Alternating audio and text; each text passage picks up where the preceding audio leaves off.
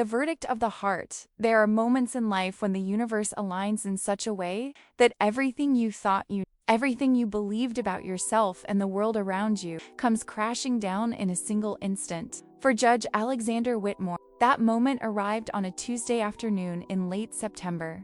In the very courtroom where he had presided over thousands of cases, where he had built a reputation as one of the most formidable legal minds in the country, where his word was law and his judgment was considered beyond reproach. But on that particular day, standing in the gallery watching a courtroom caretaker named Marcus Chen defend his son with special needs against what seemed like insurmountable odds, Alexander discovered that all his years of legal expertise, all his carefully constructed authority, all his wealth and influence meant absolutely nothing when confronted with a truth so powerful it would shake the very foundation of everything he had become. The story begins not with Alexander, but with Marcus, a man whose life had taken him down a path he never could have imagined when he first stepped foot in the courthouse 17 years earlier. Marcus had started as a janitor, one of those invisible people who moved through the marble hallways late at night, emptying trash cans and mopping floors, while the important people, the lawyers and judges and clerks, had long since gone home to their comfortable lives. He was a quiet man, unremarkable. In appearance, with gentle eyes that seemed to carry the weight of unspoken sorrows, and a smile that rarely appeared, but when it did, it could light up even the darkest corners of that imposing building. Over the years, Marcus had worked his way up from janitor to caretaker, a position that gave him slightly more responsibility and a marginally better salary. Though he was still largely invisible to the parade of legal professionals who passed through those doors each day, he didn't mind being invisible. In fact, he preferred it. Invisibility gave him the freedom to observe, to understand, to learn the rhythms and patterns of the judicial system without anyone paying him much attention. And what he learned during those years would prove invaluable when the time came to fight for his son. Marcus had a son named Daniel, a beautiful boy who at 15 years old had the kind of spirit that could not be contained by the limitations the world tried to impose on him. Daniel had been born with Down syndrome, and from the moment Marcus first held him in the hospital, looking into those almond-shaped eyes that sparkled with an innocence and joy that seemed almost otherworldly, he knew that his life would never be the same. Daniel's mother, Marcus's wife, Alina, had passed away when Daniel was only 3 years old, taken by cancer that ravaged her body with a cruelty that seemed especially unfair, given how much love she had to give. In those final days, Alina had made Marcus's promise that he would never give up on Daniel, that he would fight for him with every breath in his body, that he would make sure their son had every opportunity to live a full and meaningful life despite the challenges he would face. Marcus had made that promise with tears streaming down his face, and it was a promise he intended to keep no matter what obstacles stood in his way. Raising Daniel alone had been the hardest thing Marcus had ever done, but it had also been the most rewarding. Daniel was a child who saw the world through a lens of pure joy and wonder. He loved music with a passion that was almost transcendent, and he could spend hours listening to classical composition, his face lighting up with each crescendo and diminuendo as if he were experiencing something divine. He loved animals, especially dogs, and he had a way with them that was almost magical, as if he could communicate with them on some level that transcended normal human understanding. He loved his father with a fierce devotion that sometimes brought Marcus to tears when he thought about how lucky he was to have this remarkable human being in his life. But the world was not always kind to people like Dan. There were those who looked at him and saw only his limitation, who defined him by his diagnosis rather than by the content of his character, who believed that people with special needs should be kept separate, institutionalized, hidden away from polite society as if their very existence was somehow offensive. Marcus had fought against that attitude his entire life, enrolling Daniel in mainstream schools whenever possible, advocating for inclusive programs, teaching his son that he had just as much right to participate in the world as anyone else. And for the most part, things had gone well. Daniel had thrived in school, making friends, participating in activities, showing everyone around him that people with Down syndrome were capable of so much more than society typically gave them credit for. But then came the incident that would change everything, the moment that would set in motion a chain of events that would ultimately lead to that fateful day in Judge Alexander Whitmore's courtroom. It happened at school, during what should have been an ordinary afternoon. Daniel had been participating in his drama class, something he absolutely loved because it allowed him to express himself in ways that traditional academics sometimes made difficult. The drama teacher, Mrs.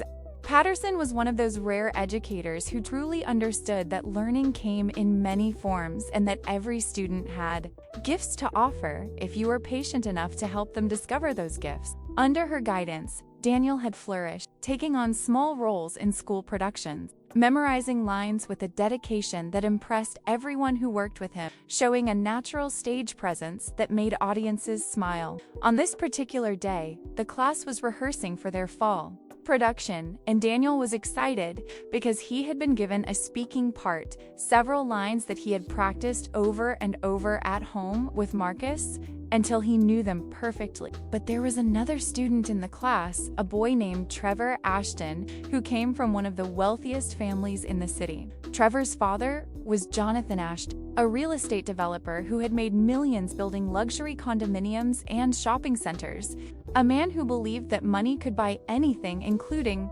immunity from consequences for his family's actions. Trevor had inherited his father's sense of entitlement, his belief that the world existed to serve him, and that anyone who didn't measure up to his standards was beneath his notice. He had mocked Daniel before, making cruel jokes about the way Daniel spoke, about his appearance, about his ability. But Mrs. Patterson had always shut it down quickly, making it clear that such behavior would not be tolerated in her classroom. On this particular day, however, Mrs. Patterson had been called out of the room a few minutes to deal with an administrative matter, and in her absence, Trevor saw his opportunity. Daniel had been on stage rehearsing his lines when Trevor started making comments, loud enough for everyone to hear, mocking the way Daniel pronounced certain words, imitating his speech patterns in an exaggerated and cruel manner that made some of the other students uncomfortable. Daniel tried to ignore it at first, continuing with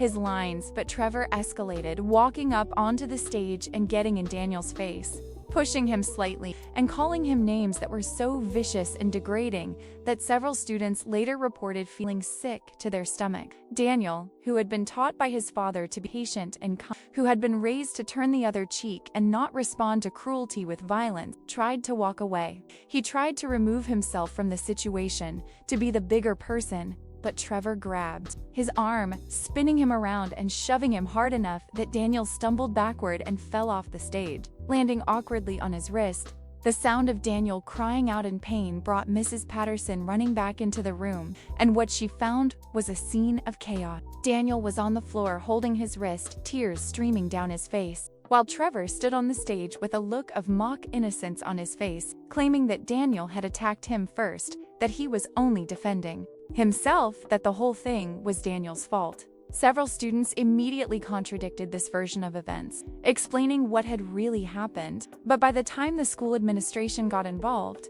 the narrative had already begun to shift. Trevor's father, Jonathan, was on the phone with the principal within the hour, and suddenly the focus was not on Trevor's bullying, but on whether Daniel should be in a mainstream classroom at all, whether his presence posed a danger to other students, whether the school had been irresponsible in allowing a student with special needs to participate in activities where he might become aggressive.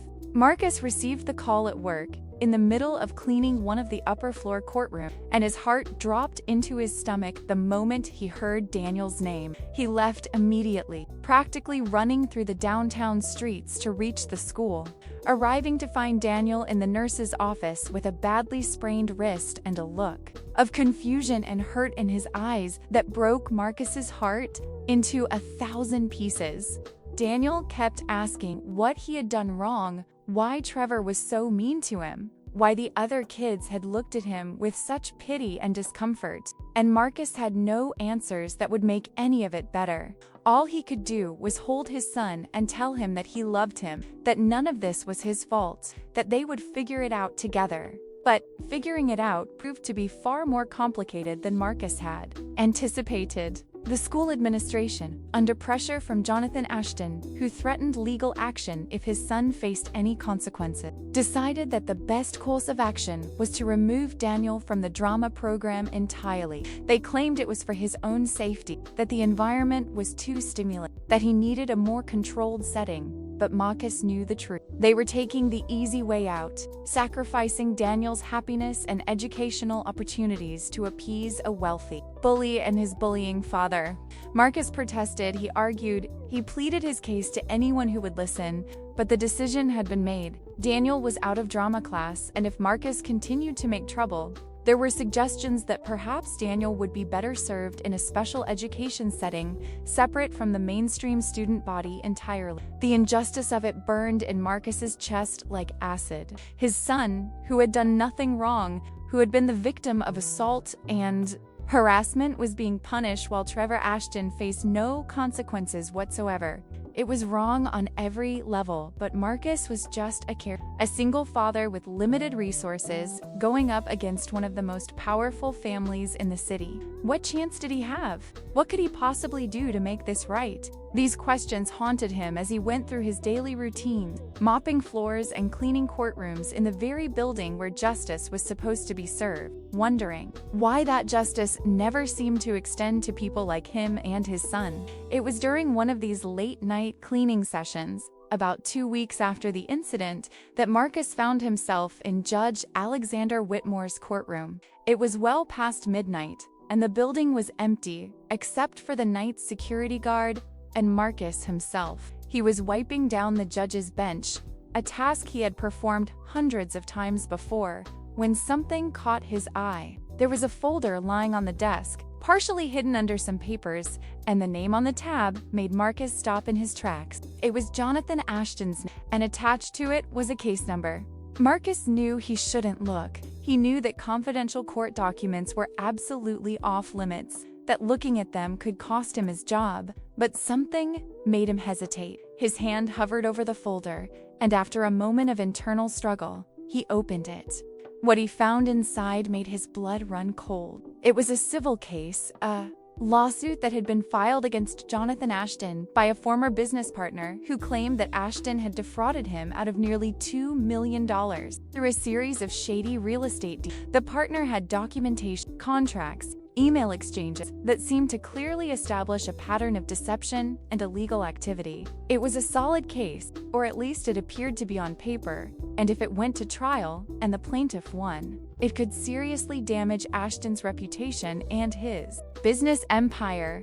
But what caught Marcus's attention even more than the details of the case itself was a handwritten note clipped to the front of the folder.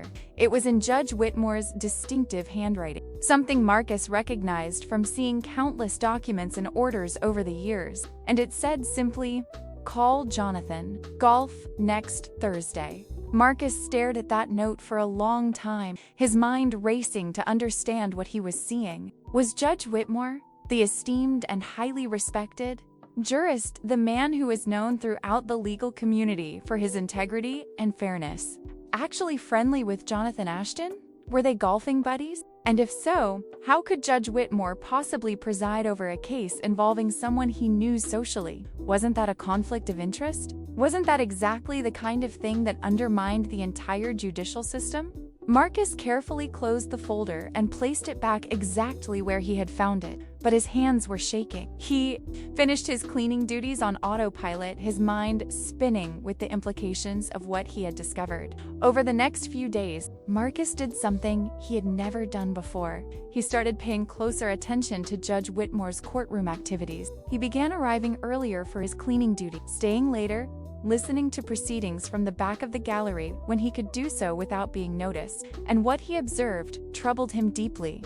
Judge Whitmore was indeed presiding over the case against Jonathan Ashton, and while on the surface he appeared to be conducting the proceedings with his usual professional demeanor, there were small things that didn't quite add up. He was noticeably more lenient with Ashton's attorneys when they requested extensions or filed motions that seemed frivolous. He was harsher with the plaintiff's legal team, sustaining objections that seemed questionable, limiting the scope of discovery in ways that seemed to favor the defense.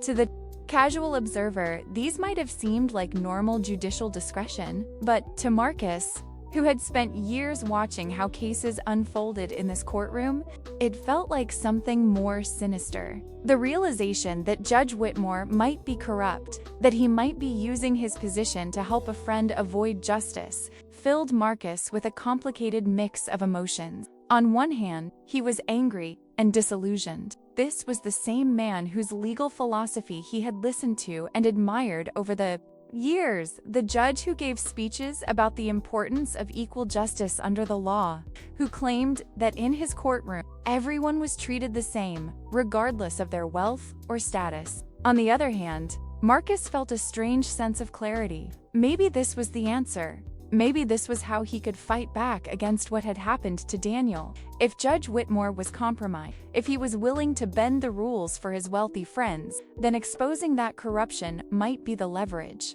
Marcus needed to force the school to treat his son fairly. But Marcus was not naive. He knew that making accusations against a judge, especially one as powerful and well-connected as Alexander Whitmore, was incredibly dangerous.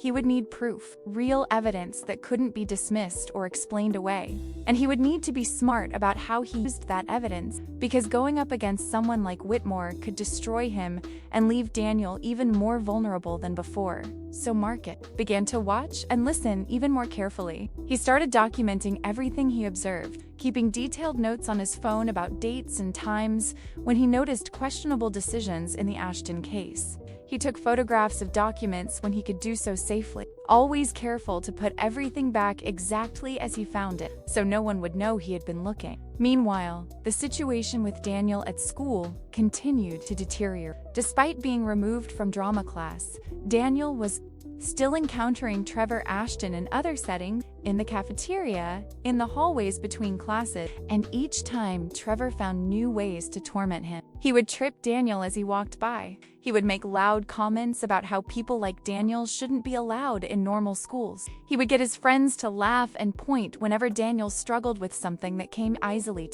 The school administration did nothing. Every time Marcus complained, he was told that they couldn't monitor every student interaction, that boys will be boys, that perhaps Daniel was being overly sensitive. The message was clear. Daniel was the problem, not Trevor, and if Marcus didn't like it, he could take his son elsewhere. The stress was taking a terrible toll on Daniel. The boy who had once been so joyful and enthusiastic about school started complaining of stomachaches every morning. He stopped talking about his friends, stopped smiling as much, became withdrawn and anxious in a way that Marcus had never seen before. It was heartbreaking to watch his son's spirit being crushed day by day, and Marcus felt increasingly desperate to do something, anything, to make it stop.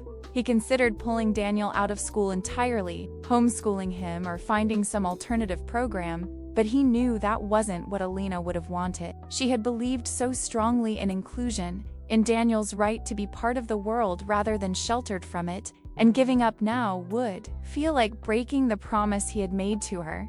Everything came to a head one afternoon in early November. Daniel had been in the school library working on a project when Trevor and two of his friends cornered him in one of the back aisles where the librarian couldn't see. What happened next was witnessed by another student, a girl named Sophie, who was studying nearby and who would later become a crucial witness to the truth. According to Sophie, Trevor started by verbally taunting Daniel, calling him names and mocking his appearance as he usually did. Daniel tried to ignore him, keeping his eyes on his work, but Trevor escalated. He grabbed Daniel's project, a poster board that Daniel had spent weeks working on for his social studies class, and started tearing it up, ripping it into pieces. while his friends laughed. Daniel, seeing his hard work being destroyed, finally reached his breaking. He tried to grab the poster board back from Trevor, and in the struggle, Trevor shoved him hard into the bookshelf.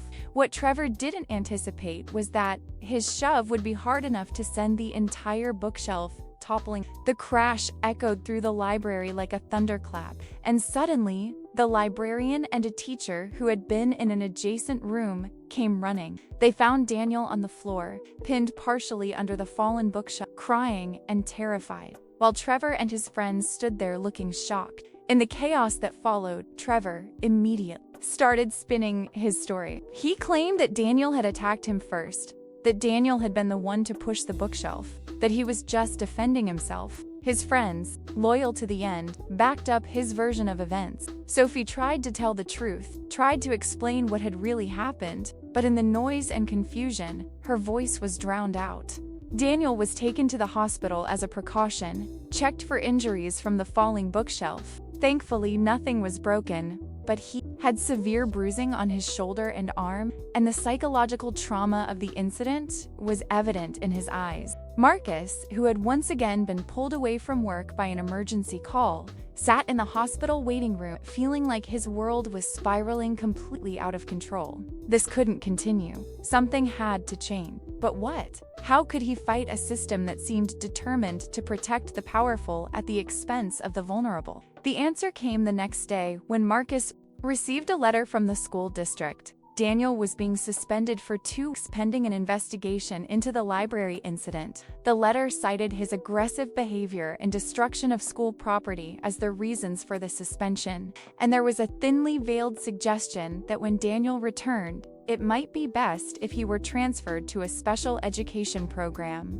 where he could receive more appropriate support. Marcus read the letter 3 times, each time feeling his anger grow hotter and more righteous. They were going to expel his son. They were going to take away his education, his friends, his future, all to protect a rich bully who had never faced consequences for anything in his entire privileged life. That night, Marcus made a decision. He was going to fight back, and he was going to use every weapon at his disposal, including the information he had gathered about Judge Whitmore and Jonathan Ashton. It was risky, possibly even career-ending for him, but he had to try. For Daniel, for Elena's memory, for every other family who had ever been steamrolled by the wealthy and powerful. He spent the entire weekend preparing, organizing his notes and photographs, documenting everything that had happened to Daniel in chronological order, building his case the way he had seen lawyers do countless times in the courtroom. He might not have a law degree, but he had something more valuable. He had the truth, and he had the courage to speak it. On Monday morning, Marcus requested an emergency meeting with the school board. He submitted his request in writing, along with a detailed account of everything that had happened to all the bullying incidents, all the times the administration had failed to protect his son, the pattern of discrimination that seemed designed to force Daniel out of the school. He demanded that Trevor Ashton be held accountable, that Daniel's suspension be lifted, and that the school implement proper anti-bullying measures and inclusion training for staff. And then, in a move that he knew would be controversial, he attached copies of some of the documents he had photographed from Judge Whitmore's courtroom, along with a carefully worded statement suggesting that the school's preferential treatment of the Ashton family might be related to Jonathan Ashton's connections with powerful figures in the legal community, including judges who presided over cases involving school district matters.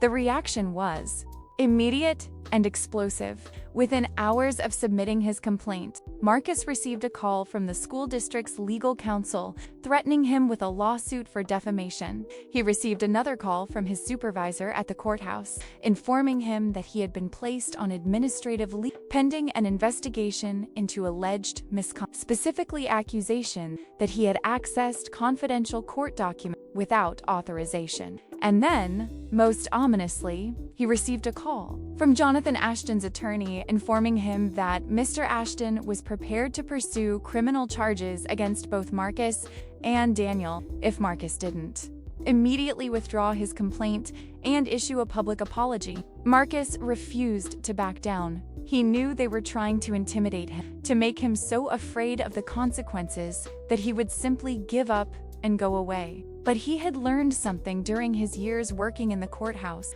watching case after case unfold before judges and juries. He had learned that sometimes the system worked, that sometimes truth and justice actually prevailed, but only when someone was brave enough to stand up and demand it. The two men belonged to the same country club, that they had been photographed together at multiple charity events, that Whitmore had even presided over Jonathan Ashton's divorce proceedings. Several years earlier, and had granted him an extremely favorable settlement. Maria began building a case that Judge Whitmore had a clear conflict of interest in the civil case involving Ashton and should recuse himself immediately. She filed a formal motion to that effect, and she made sure that copies of the motion were sent to every legal ethics board and oversight committee that had jurisdiction over judicial conduct. The legal maneuvering that followed was complex and intense. Jonathan Ashton's attorneys fought back hard, filing counter-motion after counter-motion, trying to get Maria's complaints dismissed, attempting to discredit Marcus by painting him as a disgruntled employee who had illegally accessed confidential information and was now making wild accusations to cover up his son's violent behavior. They portrayed Daniel as dangerous and unstable, using his disability as evidence that he couldn't control his actions and therefore shouldn't be in a mainstream school. They brought in expert witnesses who testified about the challenges of inclusion and suggested that children with Down syndrome required specialized settings that regular schools simply couldn't provide. Maria countered every attack with precision and passion. She brought in her own expert witnesses, including the kind of fierce advocate that Marcus needed. She reviewed all of Marcus's documentation, listened to his story about Daniel, and became increasingly angry as she realized the extent of the discrimination and bullying that had been allowed to continue unchecked. She agreed to represent Marcus and Daniel pro bono, and she immediately filed a formal complaint with the Department of Education's Office for Civil Rights, alleging that the school district had violated Daniel's rights under the Americans with Disabilities Act and the Individuals with Disabilities Education Act. She also filed a motion in court requesting that Trevor Ashton be made to testify under oath about his interaction with Daniel, and she subpoenaed the school's records of all bullying complaints related to Trevor over the past several years. But Maria did something else that Marcus hadn't expected. She started investigating the connection between Jonathan Ashton and Judge Alexander Whitmore. She discovered that special education professionals who testified about the benefits of inclusive education and the research showing that children with Down syndrome thrived when given appropriate support in mainstream settings. She had Sophie, the student who had witnessed the library incident, testify about what she had really seen, and Sophie's testimony was compelling and credible, delivered with the kind of earnest honesty that no amount of legal maneuvering could undermine. Maria also brought in several of Daniel's teachers, including Mrs. Patterson from the drama program, who testified about Daniel's abilities, his enthusiasm for learning, his kindness toward other students, and the progress he had made when given the opportunity to participate fully in school activities. But the most powerful moment came when Maria called Daniel himself to testify. This was a risky move, because putting a 15-year-old with Down syndrome on the witness stand opened him up to cross-examination by hostile attorneys who would undoubtedly try to confuse or intimidate him. Marcus was terrified of what it might do to his son, but Daniel insisted he wanted to tell his story. He wanted people to know what had really happened, and he wanted to speak up, not just for himself, but for all the other kids like him who were bullied and mistreated and told they didn't belong. When Daniel took the stand, there wasn't a dry eye in the courtroom. He spoke slowly and carefully, sometimes struggling with complex words, but never wavering from his truth. He described how Trevor had picked on him repeatedly, how the drama class had been his favorite part of school until he was kicked out, how the library incident had made him feel scared and alone. He talked about how much he loved learning, how badly he wanted to stay in his school with his friends. how he didn't understand why being different meant he should be treated differently. When Jonathan Ashton's attorney tried to cross-examine him aggressively, asking pointed questions designed to make Daniel appear confused or unreliable, Daniel responded with a simple dignity that was absolutely devastating to the defense's case. At one point, when the attorney asked him if he understood the difference between right and wrong, Daniel looked him straight in the eye and said, "Yes, sir, I do. Trevor was wrong for hurting me, and you are wrong for trying to make it my fault." The courtroom went completely silent after that statement, and even the attorney seemed taken aback, but Daniel wasn't finished. He looked directly at where his father was sitting in the gallery, tears streaming down Marcus's face, and said, "My dad taught me that everyone deserves to be treated with respect, even when the world is not fair to them, and I'm trying to do that. I'm trying to respect everyone, even Trevor, even you, sir. But it's hard when people keep saying I don't belong here when I just want to learn and have friends like everyone else." It was in that moment, as Daniel's words hung in the air like a benediction, that Judge Alexander Whitmore entered the courtroom. He had been in his chambers reviewing documents related to another case when he heard that there was something extraordinary happening in one of the courtrooms on the floor below his. He had come to observe, standing quietly in the back of the gallery, largely unnoticed in the emotional aftermath of Daniel's testimony. He listened as Maria wrapped up her questioning of Daniel as the judge. Presiding over the case, a younger woman named Judge Patricia Marshall called for a short recess to allow everyone to compose themselves. And as the courtroom slowly emptied for the break, Alexander found himself frozen in place, unable to move or look away from the boy on the witness stand who was being comforted by his attorney. Alexander had been a judge for 23 years. He had presided over murders and robbery, over complex corporate litigation and bitter custody. He had sentenced people to prison and granted them freedom. He had ruled on constitutional questions and mundane contract disputes, and through it all, he had prided himself on his ability to remain objective and unemotional, to see cases as puzzles to be solved through the application of law, rather than as human dramas that might touch his heart. But something about watching Daniel Chen testify had cracked something open inside him, had forced him to confront truths about himself that he had been avoiding for far too long. You see, Alexander had a secret, one that he had kept hidden from everyone in his professional life, carefully compartmentalized so that it would never interfere with his reputation or his career.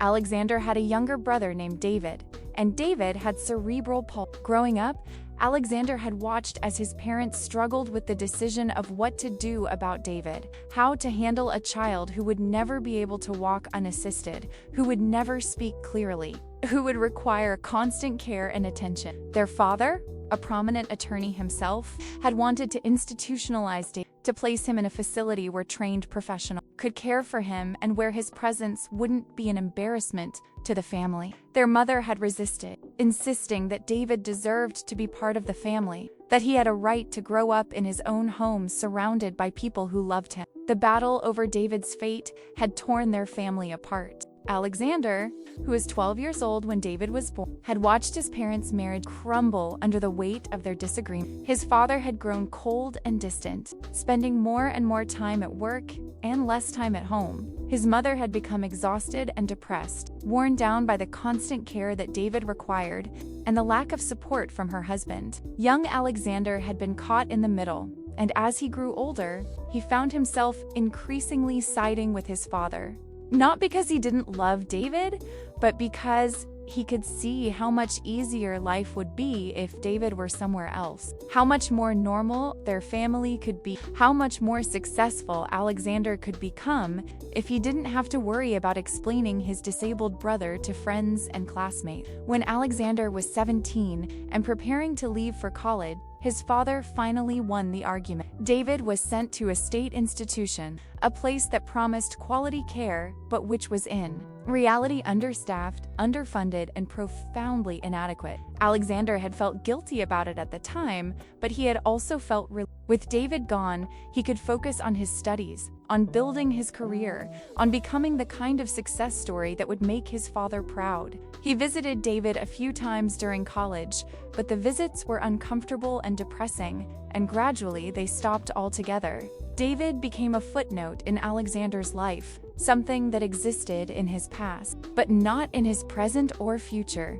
Alexander went on to have exactly the kind of career he had always dreamed of. He graduated at the top of his class from law school, clerked for a Supreme Court justice, worked at a prestigious law firm where he made partner before he was 40, and then was appointed to the bench where his intelligence and his ruthless analytical mind made him one of the most respected judges in the state. He married well, a woman named Elizabeth who came from the same kind of upper-class background as he did, who understood the importance of appearances and social connections. They had a son together, Alexander Jr., who was now 28 and following in his father's footsteps, working as a prosecutor and planning to run for district attorney in the next election. On the surface, Alexander's life was perfect. He had wealth, prestige, influence, everything that society defined as success. But there were cracks in that perfect facade, cracks that had been growing wider over the years.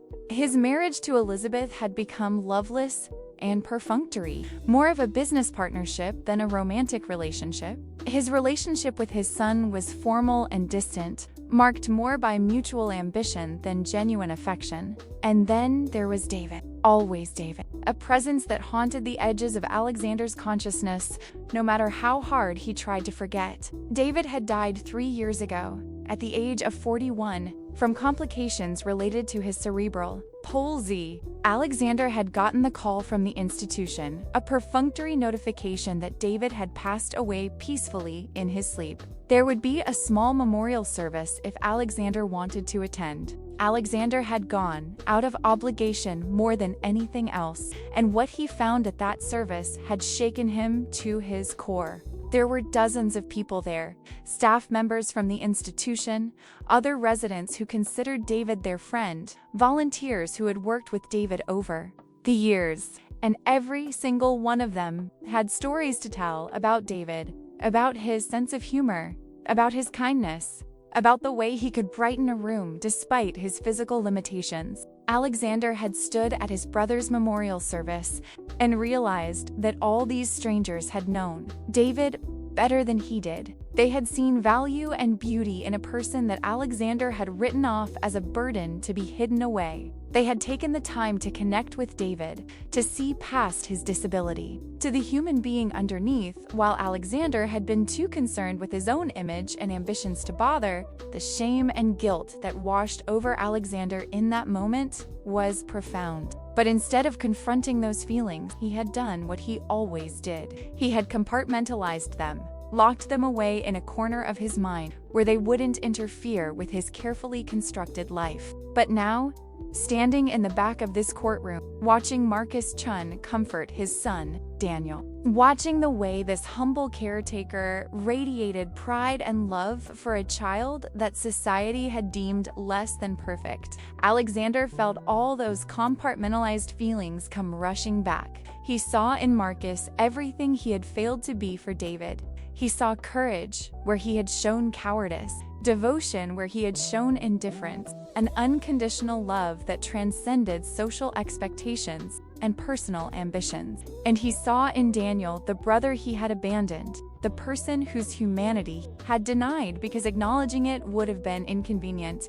As people began filing back into the courtroom after the recess, Alexander remained in his spot at the back of the gallery, his mind racing. He thought about the civil case he was presiding over, the one involving Jonathan Ashton. He thought about the golf games and the country club lunches, about all the times he had told himself that his friendship with Ashton was separate from his judicial duties, that he could remain impartial, despite their personal relationship.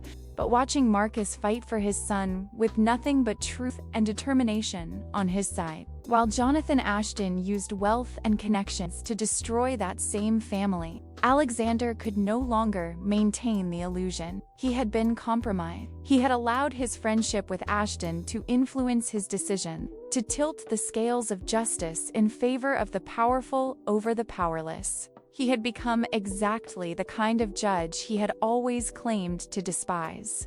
The proceedings resumed with Maria calling Marcus to the stand to testify about his experiences trying to get help from the school administration. Marcus spoke eloquently about the bureaucratic runarounds, the veiled threats, the constant message that his concerns didn't matter as much as keeping wealthy donors like the Ashtons happy. He described the emotional toll it had taken on Daniel, the way his son had changed from a joyful child to an anxious one. And then Maria asked the question that would finally bring everything out into the open. She asked Marcus if he had any idea why the school might be so reluctant to hold Trevor Ashton accountable for his behavior. Marcus hesitated for a moment, glancing toward the back of the courtroom where he could see Judge Alexander Whitmore standing. Their eyes met, and something passed between them, an understanding that what was about to happen would change both of their lives forever. Then Marcus took a deep breath and began to explain what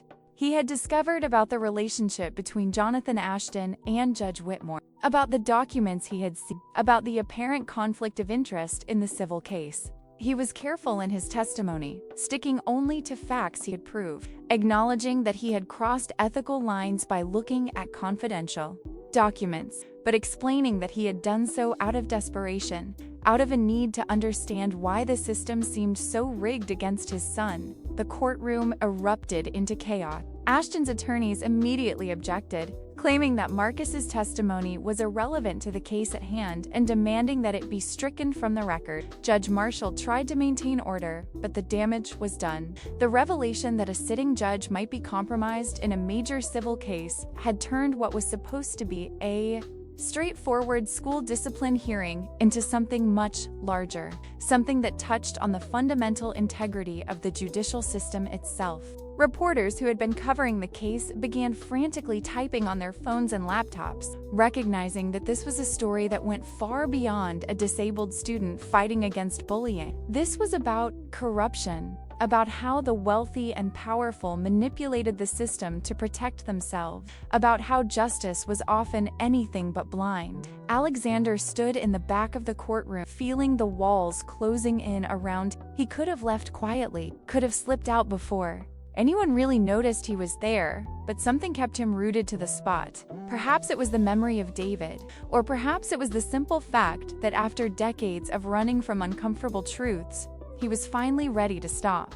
As Judge Marshall called for order and announced that the court would be taking an extended recess, while she reviewed the testimony and considered how to proceed, Alexander made a decision that surprised even himself. He walked down the center aisle of the courtroom, past the shocked faces of attorneys and spectators, past Jonathan Ashton, who had gone pale as he recognized his friend, and approached the bench where Judge Marshall was gathering her papers. The conversation that followed between the two judges was brief and conducted in hushed tone, but everyone in the courtroom could see the shock register on Judge Marshall's face as Alexander spoke to her. When they finished talking, Judge Marshall nodded solemnly, and Alexander turned to face the courtroom. The buzz of conversation died down as people realized that something significant was about to happen.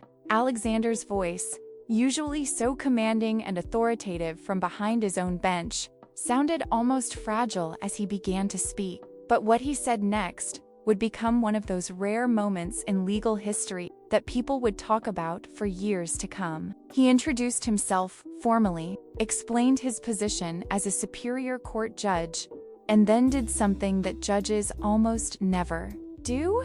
He confessed. He admitted to his friendship with Jonathan Ashton, acknowledged that he should have recused himself from the civil case, but had allowed his personal relationship to cloud his judgment. He described the country club dinners and golf outing, the ways in which Ashton had subtly influenced his thinking about the case, the small favors and considerations he had granted that he would never have extended to a litigant he didn't know personally. He spoke about the corruption that wasn't always dramatic or cinematic, that didn't involve briefcases full of cash or explicit quid pro quo arrangements. But that was perhaps even more insidious, because it operated through social networks and unstated understanding, through the assumption that people of a certain class looked out for each other. And then Alexander did something even more unexpected. He talked about David. He told the courtroom about his brother with cerebral palsy, about the shame he had felt as a young man, about the decision to institutionalize David that he had supported and then spent decades trying to forget. He talked about David's memorial service and the realization that he had missed out on knowing an extraordinary person because he had been too worried about how that person's disability might reflect on him. His voice broke as he described watching Marcus testify about his love for Dan, about recognizing in that moment all the ways he had failed his own brother, all the opportunities for connection and humanity that he had sacrificed on the altar of ambition and social acceptability. The courtroom was absolutely silent as Alexander spoke. People were crying openly, including several of the attorneys who had thought themselves too hardened by years of legal battles to be moved by anything. Jonathan Ashton sat at the defense table looking like a man who had just watched his entire world collapse, which, in a sense, the accountability was being dismantled in real time by the very person who had been his shield. And Marcus, still on the witness stand, watched with a mixture of disbelief and something that might have been compassion as this powerful man laid bare his soul in front of everyone. When Alexander finished, Judge Marshall had to take a moment to compose herself before she could respond. She thanked Judge Whitmore for his candor and stated that his revelations would need to be referred to the appropriate judicial ethics authorities for review. She acknowledged the courage it took to make such an admission publicly and stated that she hoped it would serve as a reminder to all legal professionals about the importance of maintaining ethical boundaries and avoiding even the appearance of impropriety. She then announced that the proceedings in the case before her would be continued while she took time to consider the implications of everything that had been revealed. As the courtroom began to clear, Alexander found himself standing alone near the back of the room. His instinct was quickly to retreat to his chambers and begin dealing with the professional firestorm that was surely about to engulf him. But he couldn't seem to make his feet move. He stood there watching as Marcus helped Daniel collect his things, as Maria Rodriguez gave her client a reassuring hug, as other spectators filed past him with expressions ranging from respect to disgust to shock. And then, unexpectedly, Marcus walked over to where Alexander was standing. The two men looked at each other for a long moment, the millionaire judge and the courtroom caretaker, separated by vast differences in wealth and status, but connected by shared experiences of loving someone with special needs and failing, in their own way, to live up to their responsibilities. Marcus spoke first, his voice quiet but steady. He told Alexander that he appreciated his honesty, that it took courage to admit wrongdoing, especially when you had so much to lose. But he also said, with the directness that came from having nothing left to lose himself, that confession without action was just another form of cowardice. The real question, Marcus said, was what Alexander planned to do now to make things right. Alexander nodded slowly, accepting truth of Marcus's words. He asked about Daniel, how the boy was holding up under the pressure of the proceeding. Marcus's face softened immediately as he talked about his son, about how scared Daniel had been to testify but how determined he was to tell his story, about how proud Marcus was of the courage and dignity his son had shown. Alexander found himself asking questions about Daniel's interests, his abilities, his dreams for the future. And as Marcus answered, painting a picture of a vibrant and unique young man, Alexander felt the weight of his regrets about David pressing down on him even more heavily. Before they parted, Alexander did something that surprised both of them. He reached into his wallet and pulled out an old, faded photograph that he had carried with him for years but rarely looked at. It was a picture of David, taken when he was about Daniel's age, sitting in his wheelchair at some family gathering with a smile on his face, despite the obvious physical challenges he faced. Alexander handed the photo to Marcus and said simply, "His name was David. I should have fought for him the way you're fighting for your son. I didn't, and I've regretted it every day since he died." Marcus took the photo, studied it for a moment, and then handed it back with a gentle understanding in his eyes. "It's not too late to honor his memory," Marcus said. "There are a lot of families out there like mine who need someone with your power and influence to stand up for them." That could be your brother's legacy if you choose to make it so. The conversation ended there, but it planted a seed in Alexander's mind that would grow in the days and weeks to come. As expected, his confession in Judge Marshall's courtroom triggered a cascade of professional consequences. The State Bar Association opened an investigation into his conduct in the Ashton civil case. The Judicial Oversight Committee launched their own inquiry into whether he had violated ethical rules governing conflicts of interest. Jonathan Ashton, feeling betrayed and exposed, filed a motion in the civil case requesting that Alexander recuse himself and that all his previous rulings be vacated, arguing that bias had tainted the entire proceedings. The motion was granted, and a new judge was assigned to the case. When the case finally went to trial 6 months later under the new judge's direction, Jonathan Ashton lost decisively and was ordered to pay his former business partner the full amount claimed, plus punitive damages for fraud. But the consequences for Alexander weren't limited to his professional life. The story of his courtroom confession spread rapidly through the media, becoming a national news story about judicial corruption and redemption, about disability rights and family responsibility, about the ways in which power and privilege could corrupt even well-intentioned people. Alexander found himself simultaneously vilified as an example of everything wrong with the judicial system and praised as someone who had the courage to hold himself accountable.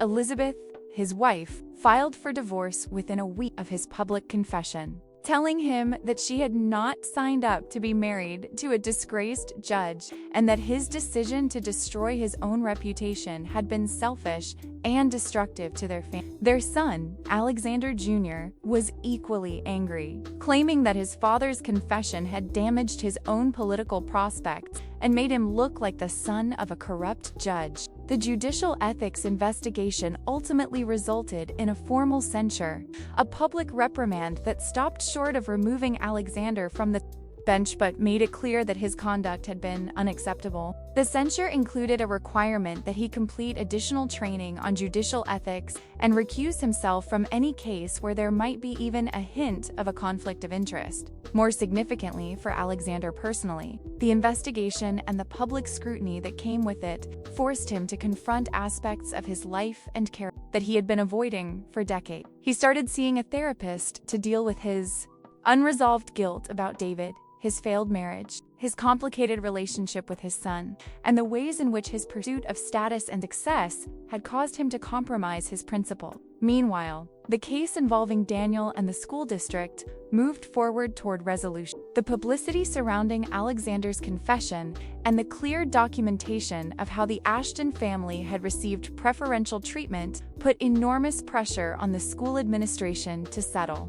Maria Rodriguez negotiated a comprehensive agreement that included dropping all disciplinary action against Daniel, implementing mandatory anti-bullying and disability awareness training for all staff and students, creating a formal process for investigating and addressing bullying complaints that couldn't be influenced by donor pressure, and requiring that Trevor Ashton be transferred to a different school. The settlement also included a significant financial component that would be used to establish a scholarship fund for students with special needs who wanted to participate in arts and athletics programs. Daniel returned to school after the settlement was finalized, and while the transition wasn't seamless, it was dramatically better than before. The mandatory training had created a new awareness among students and staff about disability rights and the importance of inclusion. Mrs. Patterson welcomed Daniel back to drama class with open arms, and he threw himself back into his passion for theater with renewed enthusiasm.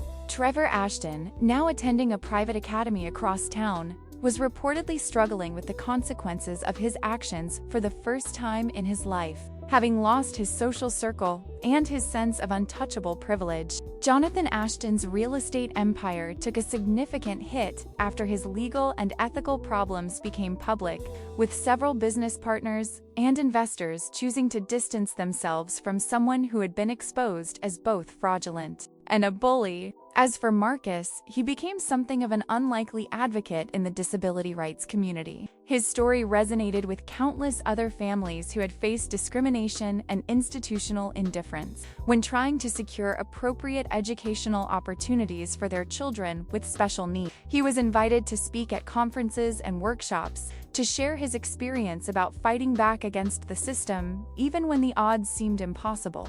He eventually left his job as a courthouse caretaker, not because he was forced out, but because the advocacy organization that had connected him with Maria Rodriguez offered him a position as a family lead, someone who could work directly with parents navigating the complex world of special education rights and anti-discrimination law. But perhaps the most unexpected development in the entire saga was the relationship that slowly developed between Alexander Whitmore and the Chen family. About 2 months after the case concluded, Alexander reached out to Marcus through an intermediary, asking if Marcus would be willing to meet for coffee. Marcus was skeptical at first, wondering what the judge could possibly want from him now that the legal proceedings were over. But something about the request seemed genuine rather than manipulative, so he agreed. Their first meeting was awkward and tentative, two men from completely different worlds trying to find common ground. Alexander talked more about David, sharing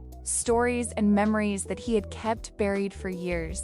He showed Marcus's photographs from David's childhood, talked about moments when David's personality had shone through despite his physical limitation, admitted how much he wished he could go back and make different choices. Marcus listened with the kind of patient compassion that was simply part of his nature, occasionally sharing his own fears and challenges in raising Daniel, the times when he had doubted himself, the moments when the responsibility had felt overwhelming. As the weeks passed, these coffee meetings became more regular, evolving from obligation into something resembling friendship. Alexander started asking questions about Daniel's interests and activities, and Marcus began inviting Alexander to events where he could see Daniel in action: school plays and Special Olympics competitions and simple family dinners.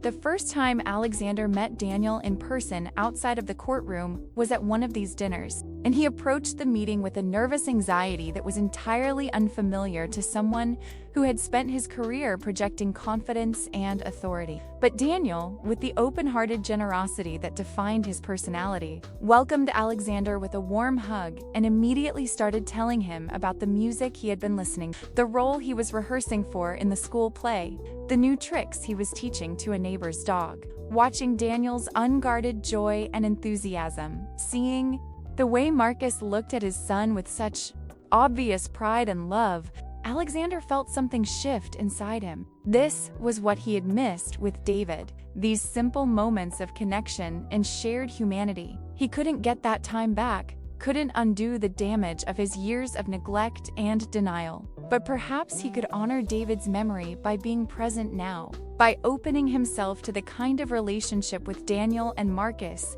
that he had denied himself with his own brother. Over time, Alexander became a regular presence in the Chen family's life. He attended Daniel's school performances, sitting in the audience and applauding with genuine enthusiasm when Daniel delivered his. He showed up at Special Olympics events, cheering from the sidelines and celebrating Daniel's participation and effort, regardless of whether he won or lost. He started volunteering with the advocacy organization where Marcus worked, using his legal expertise to help other families understand their rights and navigate complex administrative hearings. And slowly, almost imperceptibly, the rigid and emotionally distant man who had valued status above humanity began to transform into someone softer, more present, more connected to the world around him. The transformation didn't go unnoticed in the legal community. Other judges and attorneys who had known Alexander for years remarked on the change in him, how he seemed less intimidating and more approachable, how his rulings showed a new sensitivity to the human dimensions of the cases before him, rather than just the abstract legal principle. Some viewed this change with suspicion, seeing it as a career rehabilitation effort or a cynical attempt to repair his tarnished reputation. But those who spent time with Alexander in his new volunteer work saw something more authentic, a genuine commitment to using his remaining years on the bench and beyond to advocate for people who had been overlooked and underserved by the system. 1 year after the case concluded, on the anniversary of the day when Daniel had testified in Judge Marshall's courtroom, Alexander organized a special event. He worked with Maria Rodriguez and the advocacy organization to bring together a group of families who had children with special needs, along with educators, disability rights advocates, and legal professionals, for a day-long symposium on inclusive education and equal access to justice. The keynote speaker was Marcus Chen, who told his story about fighting for Daniel with a power and eloquence that moved everyone in the room. But the moment that people talked about most afterward came when Alexander took the stage and announced the establishment of the David Whitmore Memorial Foundation, a nonprofit organization that he was funding with a substantial portion of his personal wealth to provide legal assistance, educational support, and advocacy services for families with special needs children. In his remarks introducing the foundation, Alexander was direct and unflinching about his motivation. He talked about the brother he had failed, about the years of regret and shame that had haunted him, about how watching Marcus fight for Daniel had shown him what true courage and love looked like. He acknowledged that creating a foundation couldn't absolve him of his past years, couldn't bring David back or give him the relationship he should have had with his brother, but it could be a way of ensuring that David's life had meaning, that other families would have access to the kind of support and advocacy that David's family had never provided. And he made a pledge that for whatever time he had left, whether on the bench or in retirement, he would dedicate himself to fighting for the dignity and rights of people with disabilities, to being the kind of advocate that David deserved to have, and that so many families like the Chuns desperately needed. The impact of the David Whitmore Memorial Foundation was immediate and substantial. With Alexander's legal expertise and Marcus's lived experience guiding its work, the foundation quickly became a major player in disability rights advocacy in the state. They took on cases that other organizations couldn't handle, challenged discriminatory policies at the institutional level, provided training and resources to help families understand their rights and navigate bureaucratic systems.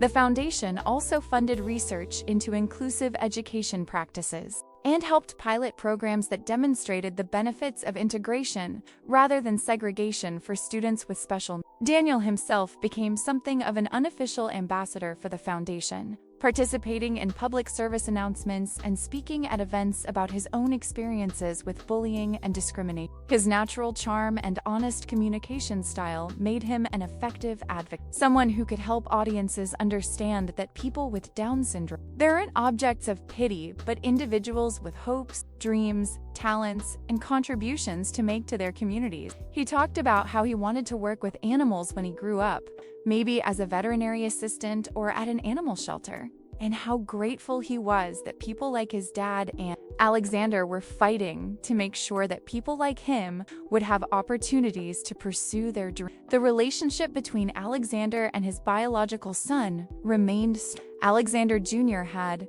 difficulty forgiving his father for what he saw as professional self-destruction and for the embarrassment it had caused him in his own career. But over time, as he watched his father's genuine transformation and the real good that the foundation was doing, some of the anger began to soften. They would never have the kind of close relationship that Alexander now had with Marcus and Daniel. But there was at least the beginning of understanding, an acknowledgement that sometimes personal growth requires making choices that others might not understand or support. 2 years after the courtroom confession that had changed everything, Judge Marshall presided over a different one that brought many of the same people back into her courtroom, but under vastly different circumstances. Several families whose children had been discriminated against in school settings, inspired by Marcus and Daniel's successful fight, had filed a class action lawsuit against the state education departments seeking systemic reforms to how students with special needs were. The David Whitmore Memorial Foundation was providing legal support for the case, and Alexander had been called to testify about the ways in which bias and discrimination could infiltrate even institutions that were supposed to be dedicated to justice and equal treatment. As Alexander took the witness stand, he caught sight of Marcus and Daniel sitting in the gallery, both of them offering encouraging smiles. The nervous anxiety that had once been completely foreign to him was still there, but it no longer felt like weakness. It felt like being human, like caring deeply about something beyond his own status and reputation. His testimony that day was powerful and personal, drawing on his own experiences both as a judge who had allowed bias to compromise his integrity and as someone who had learned painfully and belatedly about the humanity and dignity of people with disabilities. He talked about the systems and attitudes that needed to change, about the importance of inclusion, not just as a legal requirement, but as a moral imperative, about how society was diminished when it failed to recognize and nurture the gifts that every person had to offer.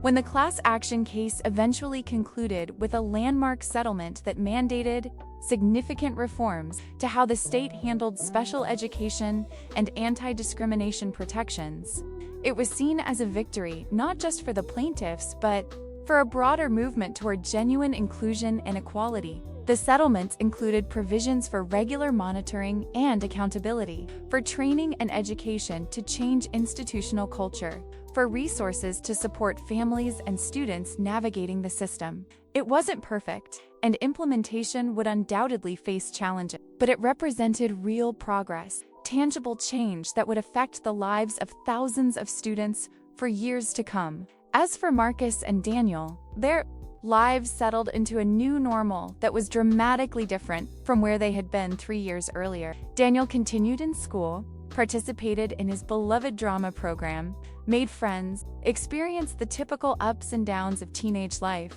He still faced challenges related to his disability, still encountered people who underestimated him or treated him differently. But he also had a father who would fight for him without hesitation, a community of advocates who supported him, and a growing awareness in society that people like him deserved the same opportunities as everyone else.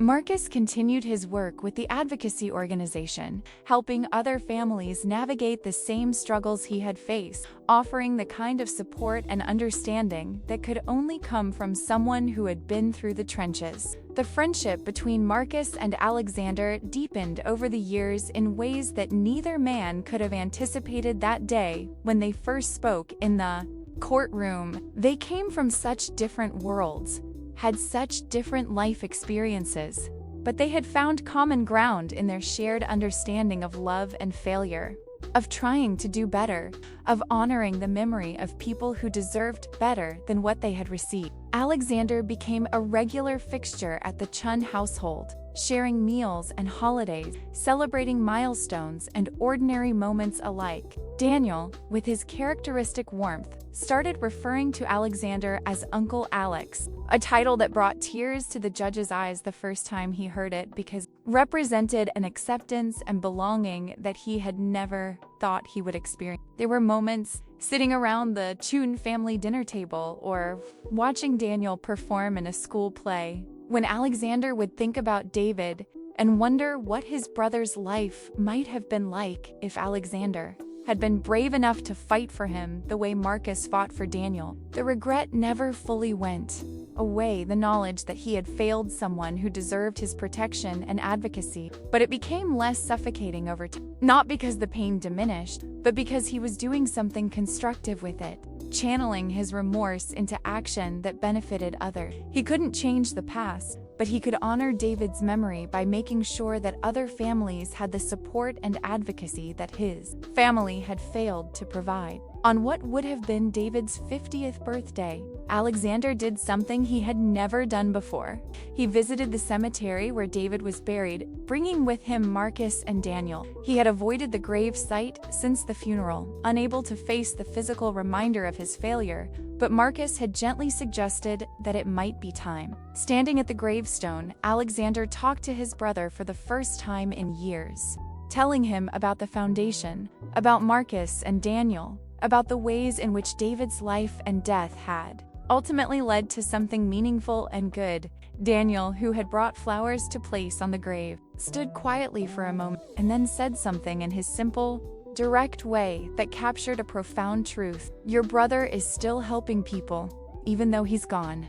That means his life mattered a lot. The observation was so straightforward yet so insightful that both Alexander and Marcus found themselves struggling with emotion. Yes, David's life had mattered, not because he had achieved conventional success or overcome his disability in some inspirational narrative, but simply because he had existed, because he had been a human being worthy of love and dignity and respect. And while Alexander had failed to recognize that when it mattered most, he was recognizing it now, using his remaining years to ensure that other people like David, people like Daniel, would be valued and protected and given the opportunities they deserved. The years continued to pass, marked by the ordinary rhythms of life punctuated by extraordinary moments. Daniel graduated from high school, an achievement that seemed miraculous given where things had stood when he was facing suspension and potential expulsion. He enrolled in a community college program designed for students with developmental disabilities, studying animal care and pursuing his dream of working with animals. Marcus was there for every milestone, every accomplishment, every challenge, the constant, devoted presence that had defined his role as a father from the beginning. And Alexander was there too, no longer the distant millionaire judge, but a man who had learned through painful experience what really mattered in life, who had discovered that real wealth wasn't measured in bank accounts or social status, but in relationships and meaningful work and the knowledge that you had made a positive difference in the world. The David Whitmore Memorial Foundation continued to grow and expand its reach, taking on new cases, advocating for policies, supporting families across the state and eventually nationally. The foundation's work helped change laws and attitudes, contributed to a broader cultural shift toward understanding disability not as tragedy or burden, but as simply part of the human experience, a variation in how people moved through the world that deserved accommodation and respect rather than pity or segregation. Alexander often said in speeches and interviews that he wished he hadn't needed such a dramatic wake-up call to understand what should have been obvious all along, but that he was grateful for the chance to spend his later years trying to make amends and create positive change. When Alexander eventually retired from the bench at age 72, he did so with a complicated legacy. He would always be remembered as the judge who had compromised his integrity through friendship and social connection, who had allowed bias to influence his judicial decision. But he would also be remembered as the judge who had the courage to confess publicly, to hold himself accountable, to use his remaining time and resources to fight for people who needed advocates. His retirement celebration, organized by Marcus and the foundation board, was not the stuffy, formal affair that such events typically were.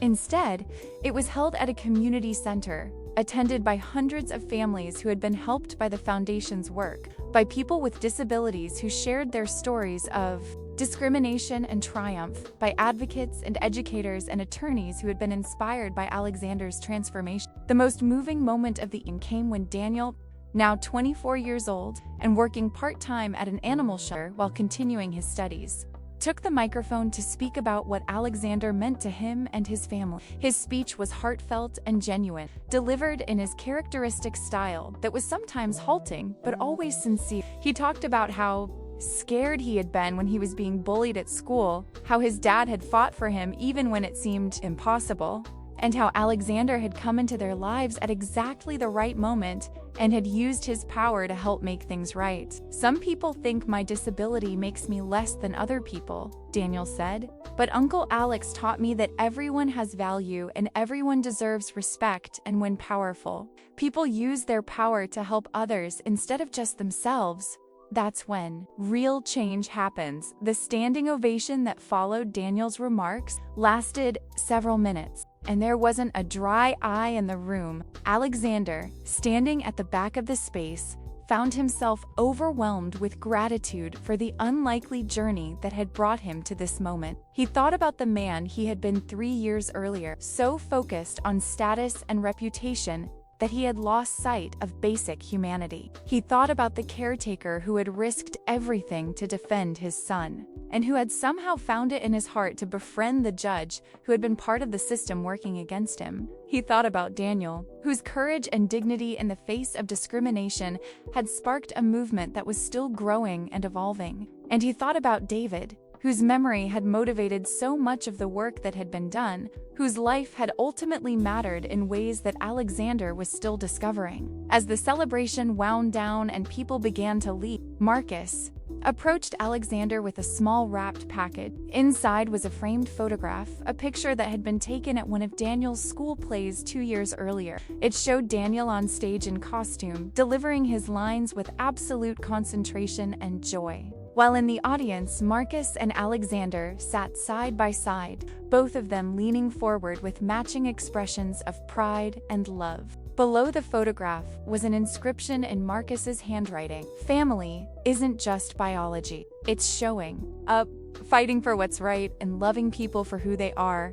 Thank you for becoming part of ours." Alexander held the frame with hands that trembled slightly, overcome by the simple generosity of the gesture. He had started with wealth and prestige, but had been emotionally bankrupt, disconnected from anything real or meaningful. Now he had less money, a tarnished reputation, a complicated legacy, but he also had something infinitely more valuable. He had purpose. He had connection. He had a family that he had chosen and that had chosen him, not because of what he could do for them or what status he confer, but simply because of shared values and genuine affection. "Thank you," Alexander said to Marcus, his voice thick with emotion, "for giving me a chance I didn't deserve, for teaching me what courage really looks like, for letting me be part of Daniel's life and yours. I can never repay that gift." Marcus shook his head with a slight smile. "You already have, my friend. Every family you've helped through the foundation, every student who gets to stay in school because of the policies you fought to change, every person with special needs who is treated with dignity because attitudes are shifting, that's the repayment. David would be proud of what you've built in his memory. I never knew your brother, but I feel like I know him through you and through the work you've done. His life has ripples that are still spreading, touching people in ways you may never fully know." The two men embrace, an unlikely friendship forged in the crucible of conflict and crisis, but sustained by mutual respect and shared commitment to something larger than themselves. Daniel joined them, wrapping his arms around both men in a group hug that was as unself-conscious as it was genuine. "I love you both," he said simply, and that declaration, coming from someone who had every reason to be bitter and guarded, but who instead remained open-hearted and loving, felt like a benediction. In the years that followed, the story of Judge Alexander Whitmore and Marcus Chen became something of a legend in disability rights circles, told and retold as an example of how personal transformation could lead to systemic change, how confronting difficult truths could create opportunities for growth and redemption, how unlikely alliances could form when people were willing to be vulnerable and honest. Law schools used the case in ethics classes to discuss conflicts of interest and judicial accountability. Advocacy organizations used it in training materials to illustrate the importance of speaking truth to power, even when the odds seemed impossible. And families dealing with their own struggles found inspiration in the knowledge that one caretaker's determination to defend his son had not only changed their individual circumstances, but had rippled outward to create lasting change for thousands of others. The David Whitmore Memorial Foundation continued its work long after Alexander's retirement, growing into one of the most influential disability rights organizations in the country. Marcus eventually became the foundation's executive director, bringing his unique combination of lived experience and strategic thinking to the role. Daniel became involved as well, serving on the board and speaking at events, using his platform to humanize disability issues and remind audiences that behind every statistic and policy debate were real people with real lives who deserved dignity and opportunity. Alexander, freed from the demands of the bench, threw himself into the foundation's work with the kind of passion and dedication that he had once reserved for climbing the professional ladder. He litigated key cases pro bono, mentored young attorneys who wanted to work in disability rights, wrote articles, and gave speeches about the need for systemic reform. And he spent time, precious, unhurried time, with the people who mattered most to him, with Marcus and Daniel and the ever-growing community of advocates and families who had become his chosen family. On his 80th birthday, at a celebration held at the same courthouse where the dramatic events had unfolded so many years earlier, Alexander found himself surrounded by hundreds of people whose lives had been touched by the work of the foundation. There were students who had been able to stay in mainstream schools because of policy changes the foundation had fought for. There were parents who had won critical legal battles with the foundation's support. There were educators who had learned about inclusive practices through the foundation's training program. And there were self-advocates with various disabilities who credited the foundation with helping them find their voices and claim their rights. Marcus gave a toast that captured the improbable journey they had all been on together. He reminded everyone of that day in the courtroom when a caretaker had defended his son and a judge had watched from the gallery, of the moment when everything changed because someone had the courage to speak an uncomfortable truth. He talked about how easy it would have been for Alexander to deflect or deny, to use his power to crush the accusations rather than confronting them honestly. He acknowledged that the confession and the transformation that followed hadn't erased the original wrong, but that they had created something valuable and lasting, a legacy that would outlive all of them and continue to benefit families for generations to come. Daniel, now in his 30s and more confident than anyone could have imagined during those dark days of being bullied and discriminated against, added his own words to the celebration. He spoke about how his father had taught him to never give up, how Alexander had shown him that people could change and grow even late in life, how the foundation's work had given him purpose and meaning beyond his own individual struggle. When I was young, Daniel said, people told me I was less because of my disability, but my dad and Uncle Alex taught me that disability isn't about being less, it's just about being different. And different isn't bad, different is beautiful.